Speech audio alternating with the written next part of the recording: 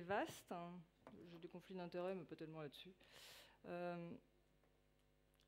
Et au tout départ, je me suis dit, la toute première fois que j'ai travaillé sur ce sujet, je me suis dit, de toute façon, le cérébrolésé sous anticoagulant, on le réverse, que ce soit des AOD, des AVK ou de l'héparine. Les antiplaquettaires, ça doit être à peu près pareil, ce qui devrait nous conduire à transfuser des plaquettes chez le cérébrolésé sous antiplaquettaire. Et puis, quand on creuse la littérature, finalement, on réalise que, et vous allez le voir tout à la fin, qu'on n'en a juste pas la moindre idée. On ne sait pas ce qu'il faut faire, même en ayant tout lu, le tout lu étant une littérature globalement extrêmement pauvre d'un point de vue méthodologique. En tout cas, quand on rentre dans cette discussion en se disant que probablement à la fin on va dire il faut transfuser des plaquettes, ça repose sur une idée reçue qui se divise en 3 parties. La première, c'est de se dire que chez le cérébrolésé, un traitement antiplaquettaire au long cours va aggraver la situation, générer plus de lésions, plus d'hémorragie et donc un pronostic plus sombre. La seconde, c'est de se dire que nous avons des moyens efficaces de neutraliser les antiplaquettaires pour corriger l'hémostase. Et enfin, c'est de se dire que si on corrige suffisamment vite l'hémostase en neutralisant ces antiplaquettaires, alors on pourra modifier l'évolution des choses et améliorer le pronostic du patient. Et je vais discuter de ces 3 points parce que vous allez le voir, aucun d'entre ces 3 points ne tombe sous le sens. Si on repart du tout départ, histoire d'être sûr qu'on parle de la même chose, donc les antiplaquettaires, ils ont essentiellement pour but de prévenir la thrombose artérielle en inhibant l'activation plaquettaire, avec 3 grandes indications dans la prévention cérébro-neurovasculaire, la coronaropathie, l'artériopathie oblitérante des membres inférieurs, et puis les AVC sans étiologie retrouvée. Ils vont inhiber l'amplification de 2 voies d'activation essentiellement, en tout cas pour les principaux, la voie du thromboxane A2 et la voie de l'ADP. Pendant très longtemps, le seul antiplaquettaire que nous avions, c'était l'aspirine, enfin nous, que les générations précédentes avaient, c'était l'aspirine, qui inhibe la cyclooxygénase pour empêcher la formation de thromboxane A2. L'aspirine est utilisée largement toute seule ou en association, et quand elle est en association, elle est en général en association avec un inhibiteur des récepteurs plaquettaires P2Y12. Pendant très longtemps, on a juste eu une thiénopyridine, le clopidogrel, qui a une énorme limite, c'est les résistances au clopidogrel, résistances qui s'associent à des événements thrombotiques et qui ont conduit au développement, sur les 15 dernières années, de nouveaux inhibiteurs de P2Y12, le prasugrel, qui appartient aussi à la famille des thiénopyridines, qui se fixe exactement au même endroit sur le récepteur, et puis le ticagrelor, qui est un inhibiteur de P2Y12, mais pas une thiénopyridine, il se fixe sur le récepteur, mais un peu à côté. Il y a moins de résistance, surtout ces médicaments sont d'efficacité plus prédictible que le clopidogrel et de puissance plus élevée, donc ils s'associent à un risque hémorragique qui va être plus important, et ça va compter aussi dans la discussion du cérébrolésé. Première question, est-ce que nous avons effectivement des moyens pour neutraliser ces antiplaquettaires? Pour la neutralisation, on pense en tout premier lieu à la transfusion.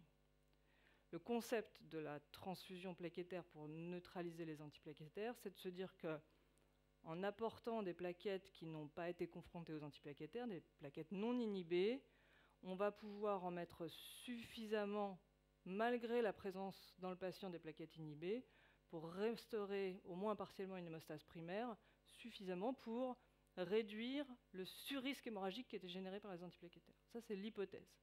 En pratique, qu'est-ce que c'est que ce bazar? En pratique, il y a 4 situations, en fonction de l'antiplaquettaire qu'on considère, de la dernière dose et de ce qu'on donne comme plaquette. Il y a le clopidogrel et le prasugrel, qui sont des inhibiteurs irréversibles. Une fois qu'ils sont accrochés à la plaquette, ils y restent. Et la situation avec le clopidogrel et le prasugrel, où on est à distance de la dernière prise, donc il n'y a plus de métabolites circulant dans le plasma, tout est fixé sur les plaquettes. Dans cette situation, si vous transfusez des plaquettes saines et que vous en donnez suffisamment, et ça va être une part de la question, vous pouvez restaurer partiellement l'hémostase primaire.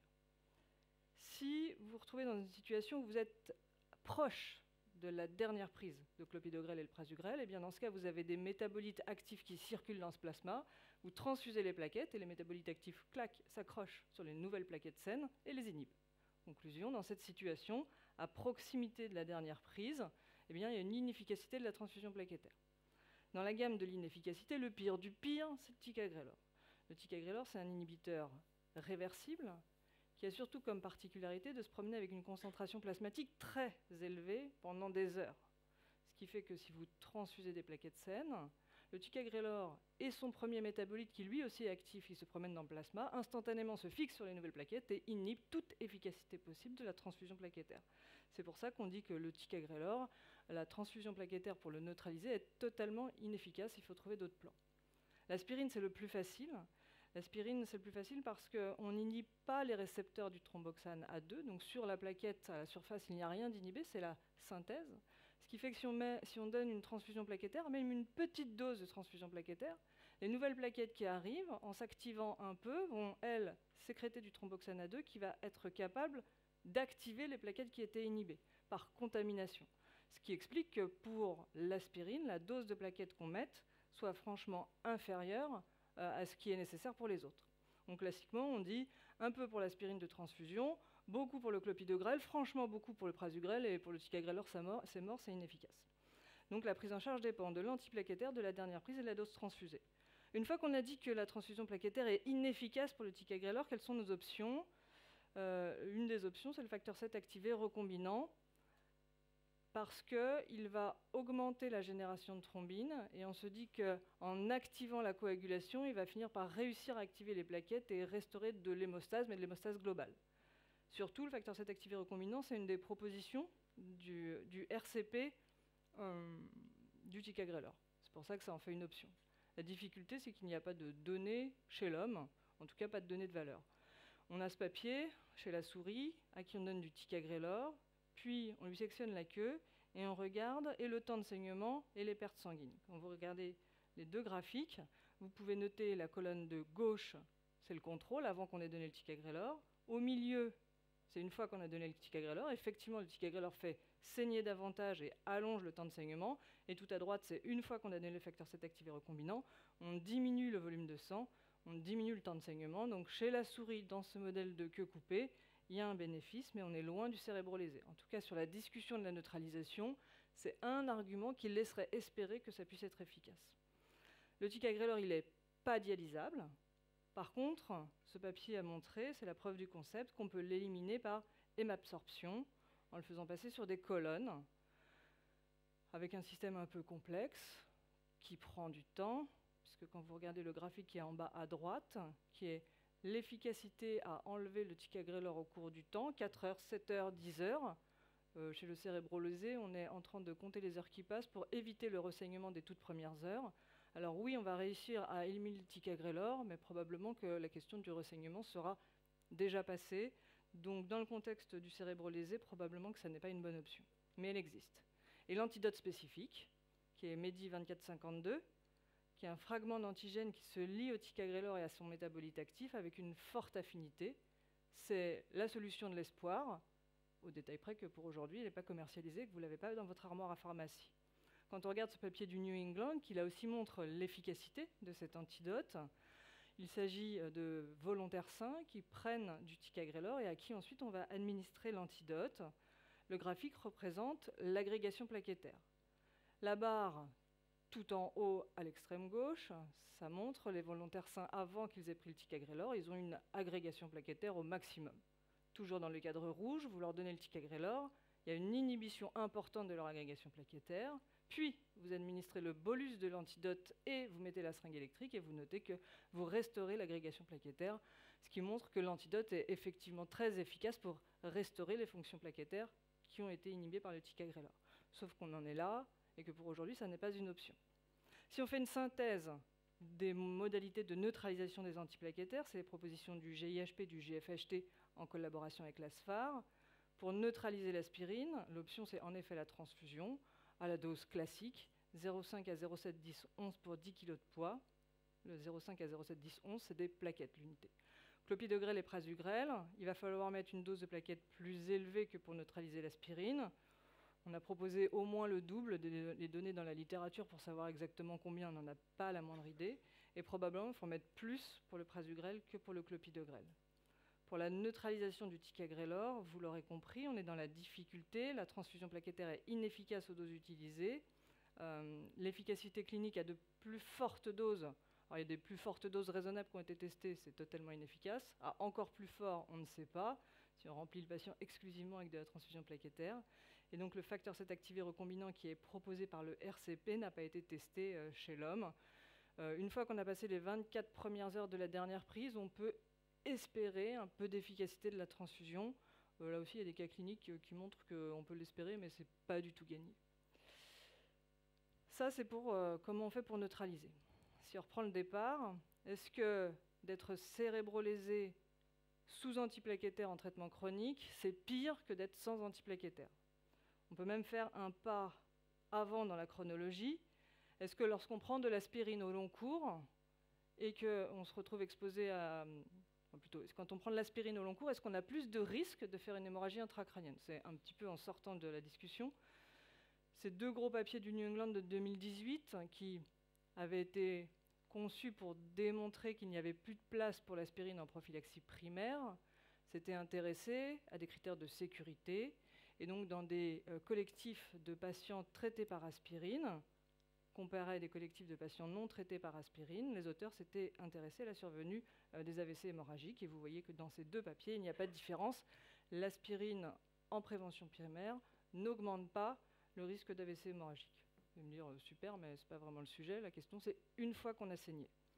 Donc une fois qu'on a saigné, est-ce que d'être sous aspirine, c'est pire que de ne pas être sous aspirine? Quand on regarde ce collectif de patients qui font un AVC hémorragique, on n'est pas dans le trauma crânien, on est dans l'AVC hémorragique, et qu'on s'intéresse à la survie, vous notez en effet qu'avec l'aspirine, la survie est moins bonne qu'avec l'absence d'antithrombotiques. Vous allez me dire, elle est aussi meilleure qu'avec les AVK, mais enfin, ça n'en fait pas un succès.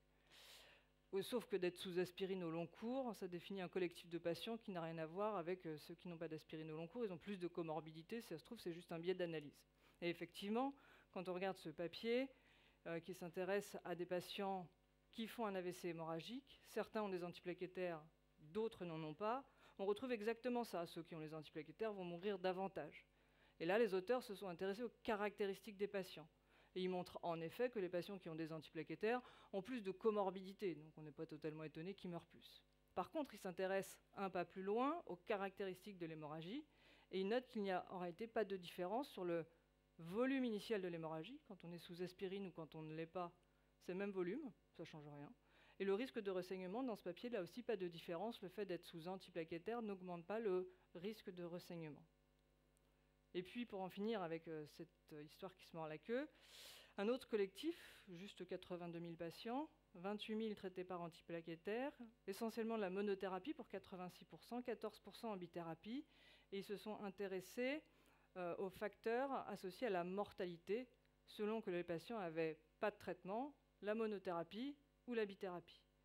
En vert, c'est la monothérapie, que ce soit un modèle sans ajustement ou après des ajustements multiples sur les caractéristiques des patients, le fait d'être traité par aspirine ici ne modifie pas la mortalité au moment de l'AVC hémorragique. Par contre, et c'est la ligne rose, ma couleur préférée, vous noterez que quand on a la bithérapie antiplaquettaire, là, après ajustement, on retrouve bien un lien entre avoir la bithérapie et avoir une mortalité qui augmente. Comme si finalement, dans les AVC hémorragiques, ce n'est pas tant l'aspirine qui joue, c'est la bithérapie antiplaquettaire. Mais on retrouve cette idée que les anti-P2Y12, ça fait saigner plus que le reste, et c'est d'être sous clopidogrel, puisque c'était essentiellement du clopidogrel. Clopidogrel plus aspirine va probablement générer un volume plus grand ou un risque de saignement plus grand. On n'en sait rien parce que ce n'est pas décrit ici, mais en tout cas, à la fin, on meurt plus une fois qu'on a ajusté sur les caractéristiques des patients. Ce qui laisse penser que l'aspirine, ce n'est pas trop le problème. Alors on a cette première interrogation, puisque finalement, à la fin, ce n'est pas très clair si dans l'AVC hémorragique, d'être sous antiplaquettaire, c'est vraiment pire. On a des pistes qui disent que la bithérapie, c'est pire et que l'aspirine, ça ne fait pas grand-chose. Admettons qu'on néglige cette étape, passons à la suivante. Est-ce que de neutraliser les antiplaquettaires, ça va nous permettre de gagner quelque chose? Est-ce que dans le fond, même si ça ne faisait pas des volumes plus grands ni des ressaignements plus fréquents, en neutralisant, on arriverait à faire des volumes plus petits ou un risque de ressaignement moins important? Là aussi, la littérature est tout aussi médiocre, puisqu'en plus, elle n'intègre pas totalement le délai de la neutralisation. Qu'est-ce qu'on a comme papier? On a celui-ci qui a déjà été montré par Lionel Velli, qui est un des plus propres, un grand TCR randomisé, patch 2, de patients qui ne nous concernent pas vraiment en tant qu'anesthésiste réanimateur, c'est plutôt des patients des neurologues, ils n'en sont pas extrêmement graves, c'est des hémorragies supratentorielles avec des Glasgow entre 8 et 15, pris en charge dans les 6 premières heures suivant l'AVC. Les patients sont randomisés soit pour être transfusés, soit pour avoir des soins standards sans transfusion, avec une dose de transfusion qui va dépendre du traitement antiplaquettaire, 1 cube pour l'aspirine, 2 cubes pour le clopidogrel. On a vu les résultats tout à l'heure, alors qu'on espérait qu'en transfusant pour neutraliser les antiplaquettaires, on allait améliorer le pronostic. Le résultat est exactement à l'inverse. Sur un critère composite qui est décès plus dépendance à 3 mois, le fait de transfuser aggrave les patients. Quand on regarde la mortalité, c'est 17% dans le groupe non transfusé contre 24% une fois qu'on les a transfusés. La différence n'est pas significative, mais en valeur absolue, elle est quand même parlante. Donc, il y a un problème sur l'efficacité, c'est pire en transfusant. Il y a un problème sur la sécurité, c'est la dernière ligne, sur les effets secondaires. Les patients qui sont transfusés vont faire beaucoup plus d'effets secondaires que ceux qui ne le sont pas. De là, on en conclut qu'un AVC hémorragique sous antiplaquettaire, essentiellement de l'aspirine en réalité dans cette étude, pour les Glasgow entre 8 et 15, il n'y a pas d'indication à transfuser des plaquettes, à moins qu'on veuille en finir avec son patient. La question d'après, c'est, ok, c'est des malades des neurologues, mais parmi ceux-ci, les plus graves, est-ce que ça change quelque chose, des patients qui sont les nôtres? Alors, on n'a pas d'essai randomisé sur des malades de réa, néanmoins, dans ce collectif, ils ont fait une analyse en sous-groupe en regardant le volume de l'hématome. Ils ont trié les volumes de l'hématome, c'est le cadre rouge, en moins de 7 ml, 7 à 30 et plus que 30. Et on voit finalement un effet lié au volume.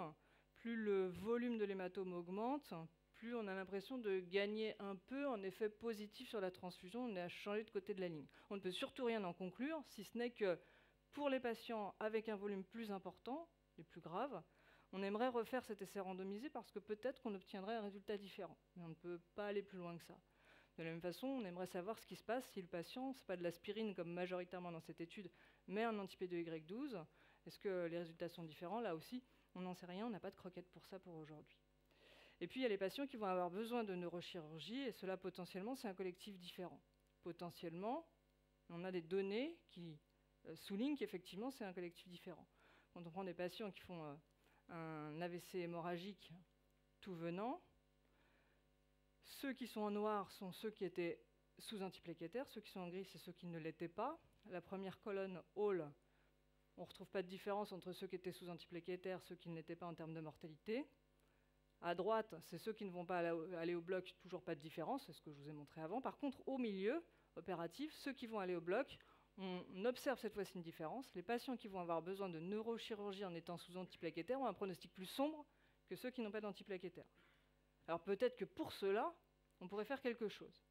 Et pour avancer, on a un autre essai randomisé, qui est un essai randomisé chinois, 780 hémorragies des noyaux gris, qui vont nécessiter une craniotomie pour évacuation d'hématomes. Les patients, en premier lieu, ils ont été testés pour savoir s'ils étaient sous antiplaquettaire, sous aspirine, et savoir surtout s'ils étaient répondeurs. Ils ont ainsi sélectionné la population de patients qui étaient traités par de l'aspirine et qui étaient effectivement répondeurs à l'aspirine. L'aspirine était efficace. Et ceux-là, ils les ont randomisés entre pas de transfusion et allons au bloc, la transfusion en préopératoire et la transfusion en pré- et en post-opératoire. Et voilà les résultats. Lorsqu'on transfuse les patients en plaquettes, eh bien on diminue les hémorragies post-opératoires, on diminue le volume d'hémorragie, on diminue la mortalité, le tout de façon significative. Donc un argument extrêmement convaincant, puisque c'est un essai randomisé propre sur la méthode, en faveur de la transfusion plaquettaire. Il y a deux limites, une qui est que c'est un essai chinois, et qu'après le Covid, c'est probablement une limite supplémentaire. La seconde, c'est les produits utilisés, puisque c'est des plaquettes congelées, et que nous, aujourd'hui en France, on n'utilise à peu près jamais des plaquettes congelées. Donc ce n'est pas tout à fait le même produit qui est évalué. Donc de là à réussir à reproduire à l'identique, ça va être difficile. Néanmoins, c'est un argument fort, un des rares qu'on ait, en faveur de la transfusion plaquettaire dans cette situation. Ce qui fait que quand on a repris cette littérature, pour la gestion des antiplaquettaires dans l'hémorragie intracrânienne, on en a conclu que s'il y avait besoin d'un traitement neurochirurgical urgent chez les patients sous antiplaquettaires, il était proposé de neutraliser le traitement antiplaquettaire en préopératoire. Dans les situations, et cette fois-ci ces patchs, ne nécessitant pas de traitement neurochirurgical urgent, il est proposé de ne pas transfuser de plaquettes si le patient est traité par aspirine et présente un score de Glasgow supérieur à 8 à l'arrivée, c'est-à-dire exactement les critères de patch. Et dans les autres cas, vous avez vu, il n'y a pas de littérature, donc dans les autres cas, aucune proposition ne peut être faite ni en faveur ni en défaveur de la neutralisation des antiplaquettaires. On a juste proposé d'arrêter le traitement. Ça, c'est pour les AVC hémorragiques spontanés. Il y a une discussion sur les traumatismes crâniens. Vous allez voir que la littérature est encore plus pauvre. Qu'est-ce qu'on a comme données? On a cette série, puisque la première question, c'est est-ce que d'être sous antiplaquettaire au moment du traumatisme crânien, c'est pire que de ne pas en avoir? Une série de 327 traumatisés crâniens. L'ensemble des patients étaient sous antiplaquettaire. Aspirine seule, anti-P2Y2 seul et bithérapie. Si vous regardez juste le cadre du milieu, qui indique la survenue des hémorragies intracrâniennes dans les suites du traumatisme crânien, ce qu'on peut noter en premier, c'est à peu près la seule chose qui va nous intéresser dans cette diapo, c'est que la prévalence des hémorragies intracrâniennes chez ces patients, elle est très élevée. On ne peut pas dire qu'elle est plus élevée que sans antiplaquettaire parce qu'il n'y a pas de référence, mais elle est très élevée puisque c'est entre 30 et 48%. Est-ce qu'elle est plus élevée que s'il n'avait pas d'antiplaquettaire? Alors là, la littérature, elle est tellement discordante. Je vous ai mis en vert ce qui montrait une association, en rouge ce qui n'en montre pas. Donc c'est des patients, cette fois-ci âgés, qui tombent de leur hauteur avec un traumatisme crânien. Le premier papier montre que, effectivement, l'aspirine, c'est un facteur de risque d'hémorragie intracrânienne, mais pas le clopidogrel, et pas les AVK, ce qui est bizarre. L'étude en rouge montre exactement l'inverse, il n'y a pas d'association entre les traitements antithrombotiques et la survenue de l'hémorragie intracrânienne. Bon, c'est totalement discordant, on ne sait pas très bien en quoi en faire. Une méta-analyse qui pose la même question, est-ce que le fait d'être traité par antiplaquettaire augmente le risque d'hémorragie intracrânienne? J'ai mis des couleurs. Le rose, c'est les patients qui sont sous aspirine seule, et vous notez que c'est pile au milieu. Pas d'effet de l'aspirine sur le risque d'hémorragie intracrânienne. En bleu, le clopidogrel seul. Ça a plutôt tendance à tracter vers une augmentation du risque d'hémorragie intracrânienne quand on est sous clopidogrel, un peu comme dans les AVC hémorragiques. Et la bithérapie antiplaquettaire, là aussi, ça a tendance à tracter. Mais c'est une tendance. Vous voyez que cette littérature, elle n'est pas très propre. C'est difficile de conclure que la présence d'un anti-P2Y12 augmente le risque d'hémorragie intracrânienne. Quand on regarde le lien entre le traitement antiplaquettaire et le pronostic, en termes de pronostic clinique, là aussi, c'est totalement discordant. Il y a des papiers qui montrent que ça va aggraver les lésions hémorragiques, le recours à la neurochirurgie, la durée d'hospitalisation, le degré de handicap. Et puis, on a exactement des études en miroir qui montrent l'inverse, qu'il n'y a pas d'association. Donc, rien que sur savoir si les antiplaquettaires aggravent les patients qui ont un traumatisme crânien, on ne peut pas répondre. Si on va à l'étape d'après, est-ce que malgré tout, sans avoir montré que ça aggrave, on essaye de neutraliser? Est-ce que ça va changer le pronostic? Tout à l'heure, on avait au moins Patch et l'étude chinoise. Là, on n'a pas du tout ça. On a des méta-analyses d'études observationnelles, de cohortes à parier. On a celle-ci en particulier, 2020, une des plus récentes, des hémorragies intracrâniennes traumatiques. La question posée, c'est est-ce que d'être sous antiplaquettaire augmente le risque d'expansion de l'hématome, la mortalité, le handicap sévère?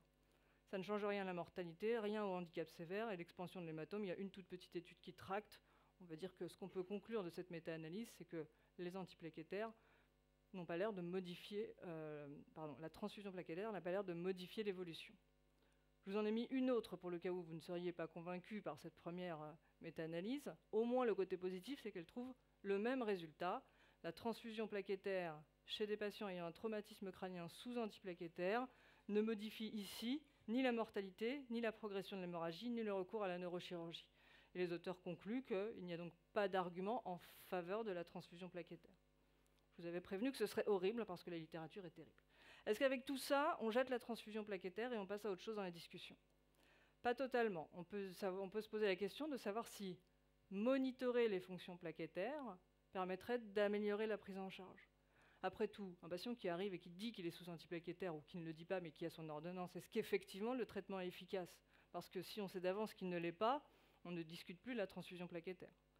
Donc effectivement, dans cette mesure, monitorer les fonctions plaquettaires pour détecter les patients qui ont une inhibition de ces fonctions liées au traitement permettrait de, si on souhaite transfuser, de se limiter à ces patients-là. Et ceux qui n'ont pas de réponse, au moins on leur épargne la transfusion qui n'a jamais montré son bénéfice de façon évidente. Et puis il y a la question des patients sous clopidogrel. Il y a une équipe qui a sorti 3 papiers là-dessus. C'est un peu un problème parce que c'est la seule équipe et c'est les seules données. Elles sont très en faveur d'un rôle du clopidogrel aggravant les lésions et d'un effet de la transfusion, vous allez le voir en 3 diapos. Mais c'est la seule équipe et c'est difficile de conclure parce que c'est un petit effectif de patients. C'est toujours le même effectif qui est trifouillé une fois dans un sens, une fois dans un autre. Et on aimerait qu'une deuxième équipe vienne démontrer la même chose. Ici, ils ont apparié deux groupes de patients, ceux qui étaient sous clopidogrel avec une hémorragie intracrânienne post-traumatique et ceux qui n'étaient pas sous clopidogrel. Ils ont fait un scanner à l'arrivée, un scanner à H6 et sont intéressés à la progression des lésions et au recours à la neurochirurgie. Vous voyez les résultats. Pour les 3 questions, c'est positif. Le fait d'être sous clopidogrel est un risque d'augmentation des lésions. C'est un risque de détérioration neurologique et c'est un risque de recours à la neurochirurgie. Le clopidogrel dans cette étude est donc un problème et aggrave les choses. La question d'après, c'est est-ce que de transfuser des plaquettes chez des patients traités par clopidogrel ayant un traumatisme crânien et une hémorragie intracrânienne va changer quelque chose? Après une analyse multivariée, les auteurs concluent que de transfuser des plaquettes, effectivement, c'est efficace. On n'est pas du tout dans un essai randomisé. Ça diminue la progression, ça diminue le recours à la chirurgie, ça diminue la sortie vers des centres pour handicap lourd et ça diminue la mortalité. C'est hyper séduisant, mais ça n'est pas un essai randomisé. Et puis après, l'étape d'après, ils se sont dit, mais tout de même, transfuser des plaquettes, pour le clopidogrel, normalement, on doit en mettre plus que pour l'aspirine. On va donc prendre nos patients avec un traumatisme crânien, une hémorragie intracrânienne qui ont été transfusés en plaquettes, et on va les diviser en 2 groupes, ceux qui ont reçu une forte dose et ceux qui ont reçu une plus faible dose, et on va voir s'il y a une différence. Et effectivement, ceux qui sont transfusés avec 2 concentrés plaquettaires, c'est dans le cadre bleu, ont une moindre progression de l'hémorragie, moins de recours à la neurochirurgie et une plus faible mortalité. C'est toujours la même équipe et c'est presque trop beau pour être vrai. Et c'est pour ça que je pense qu'il ne faut pas aller tellement plus loin avec ça. Il faut attendre une étude de confirmation qui viendrait d'une autre série pour pouvoir vérifier. J'en ai terminé. Si je devais conclure de ce briquet de broc de données, je me suis dit, bon, je vais regarder les recommandations de l'ASFAR. Je vais prendre les conclusions des recommandations de l'ASFAR et vous les livrer. Au détail près que dans la prise en charge des traumatisés crâniens à la phase précoce de 2016, il n'y a pas de chapitre sur les antiplaquettaires. Il faudra l'ajouter la prochaine fois. On pourra dire on ne sait pas quoi faire. Ça, c'est pour les traumas crâniens sévères. Traumas crâniens légers, il y a des recommandations qui sont en discussion SFMUS-FAR. C'est la version provisoire, ça peut encore changer, mais vous l'avez vu au vu de la littérature.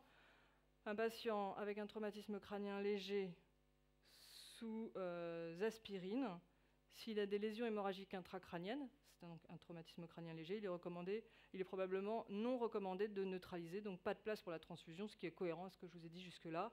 Pour tout le reste, si c'est un anti-P2Y12, on ne sait pas quoi faire, le champ est libre. Ma dernière diapo sera celle-ci avec les recommandations européennes de traumatologie.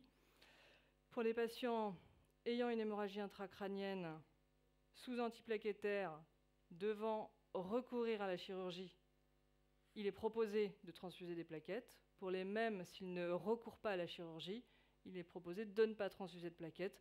On garde la même chose que pour les AVC hémorragiques finalement. Ce qui va changer considérablement, c'est est-ce qu'il y a besoin de neurochirurgie ou pas. Pas de neurochirurgie, pas de transfusion. Neurochirurgie, discutons la transfusion avec une littérature qui est extrêmement faible. Je vous remercie pour votre attention.